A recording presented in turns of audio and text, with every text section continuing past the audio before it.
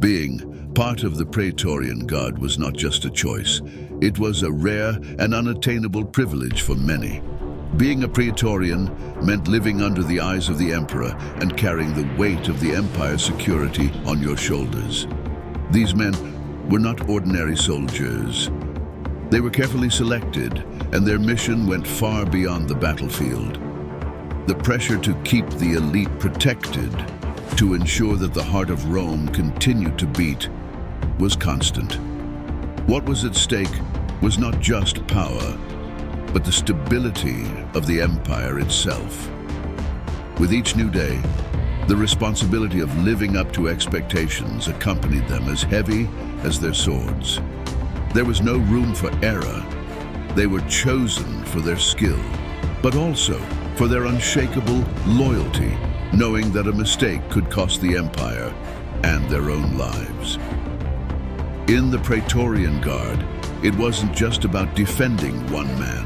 It was about protecting the destiny of Rome. Becoming a Praetorian was not just a matter of desire. There was a rigorous process that separated ordinary soldiers from those who were destined to protect the emperor. The path began with something simple but vital: a letter of recommendation. In this letter, influential figures such as senators and senior officials endorsed the candidate's character and abilities. But that was just the beginning. Being recommended was not enough. The Praetorian Guard required more than physical strength. It required intelligence, loyalty, and an unwavering ability to follow orders. Not just anyone could join. In addition to being fit and from a respectable family, the candidate had to be a resident near Rome. This should guarantee unquestioning loyalty to the central government. However, the prestige of the position did not always ensure this loyalty. History would show that even the soldiers closest to the emperor could be easily influenced. And it is exactly at this point that these men's true journey begins. After all, being accepted was just the beginning of a journey full of challenges, where each step was proof that you belonged to the elite of the elite. Being accepted into the Praetorian Guard didn't mean that the path was guaranteed. In fact, this was the moment when the real test began. Upon being recruited, a soldier was designated as probatus, a title that carried both expectation and uncertainty.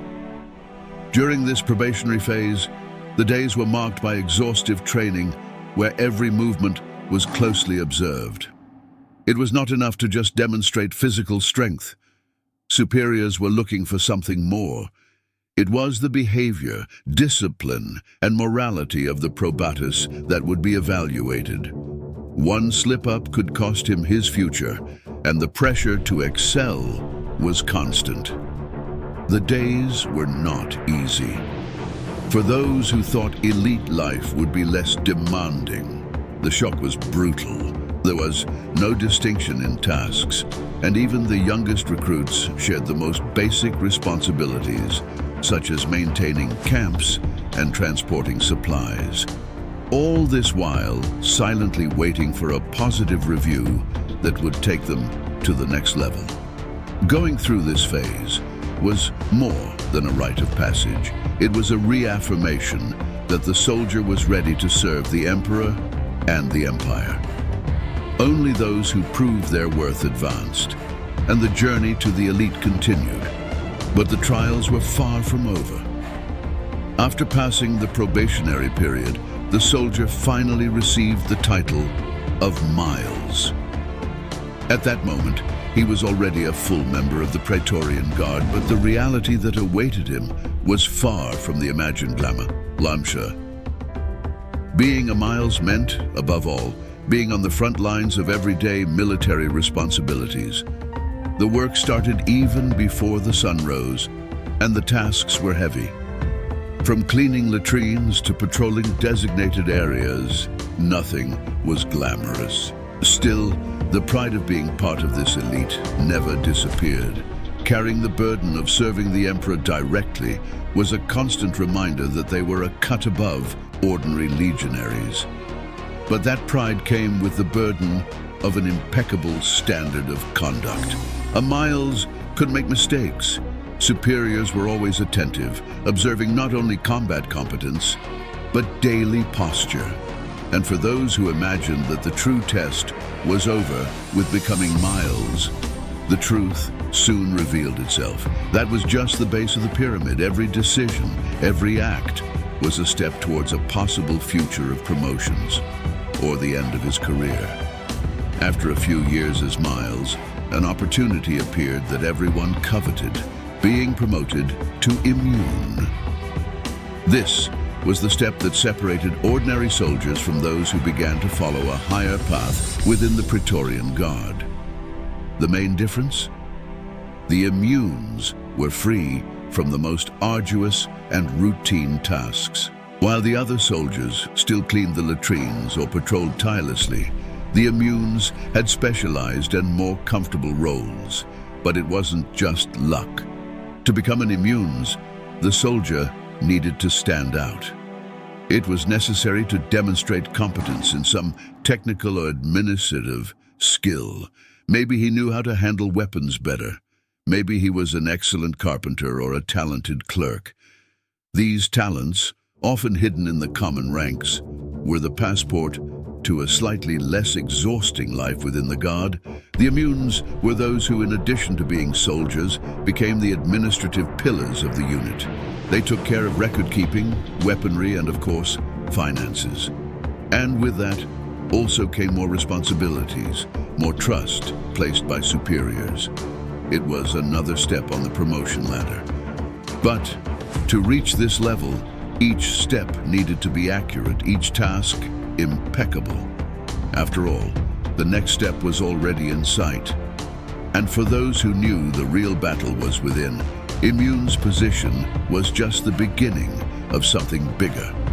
For many, being promoted to Praetorian Knight was more than a simple change of title. It was almost a rite of passage. After 5 years of serving with discipline in the infantry, those who stood out not only for their performance, but for their agility and skill with horses, received the opportunity to take a leap in their career. Leaving the infantry meant more than just changing weapons. It meant joining an even more close circle within the Guard, where the risks increased, as did the prestige. The Praetorian Knights were not just soldiers on horseback. They were responsible for protecting the Emperor with speed and precision, ready to act before the majority even understood what was happening. Riding with the vexillum in hand, the troops' flag was more than a mission. It was a symbol that the soldier had become a vital part of the gear that kept Rome standing. Every movement on the battlefield or in the streets of Rome carried the weight of responsibility, the watchful eye of superiors, and of course, the expectation of never failing. Being a Praetorian Knight brought with it a mixture of pride and pressure. Being in the position meant being recognized as one of the best, but it also constantly reminded me that there was always something bigger at stake. And, as great as the achievement was, what really mattered was what came next. Reaching the rank of Principales is more than just being recognized for your skills, is to be trusted with leadership. At this point, the soldier doesn't just follow orders, he begins to dictate the rules. A Principales is tasked with coordinating the soldiers, organizing the Guard, and most importantly, ensuring that everything works as it should, without fail. The relationship with the centurions also grows closer, as, alongside them, the principals learns the secrets of command. However, being promoted to principals is just the beginning. The soldier now has to prove day after day that his leadership is solid. Every decision, every order he gives will be closely watched. And with this new responsibility also comes new opportunities to move up the hierarchy even further. Reaching the rank of speculator was much more than achieving a prestigious position. It was almost like gaining a behind-the-scenes role in the empire. This soldier not only fought in conventional battles, he lived in the darkness, observing and listening to what few knew. Here, the battlefield expanded. Weapons were no longer just swords and spears, but intelligence, cunning, and the ability to anticipate enemy movements. Being chosen for this role was not common. The soldier who reached this level had to prove that he was trustworthy, discreet, and sagacious. He was not just a protector of the emperor, but a silent confidant, a shadow at the service of power. What I discovered could change the course of a war, the stability of a region, or even the future of the empire. And it was precisely this delicacy that made the life of a speculator so unpredictable. At any moment, he could be called on a dangerous mission, far from the battle lines, where silence was worth more than the sword. It was no longer just about strength, it was about knowing when to act and when to disappear, leaving no trace. Those who survived and excelled in this role knew they were one step away from something even greater. After all, the more powerful the secrets they kept became, the closer they came to the decisions that really mattered in the empire. Rising to the rank of centurion in the Praetorian Guard was not just a matter of time or luck. It was the result of years of loyalty, discipline, and above all, unquestionable leadership. The centurion was the one who, in the midst of chaos, maintained order, who knew his men like no one else, and who knew with a simple look when something was wrong. This position brought much more than authority. It brought the weight of command. A centurion needed to always be at the forefront, not just in battle, but in everyday decisions that could save or destroy an entire unit. When the emperor needed a strong presence, it was the centurion he called.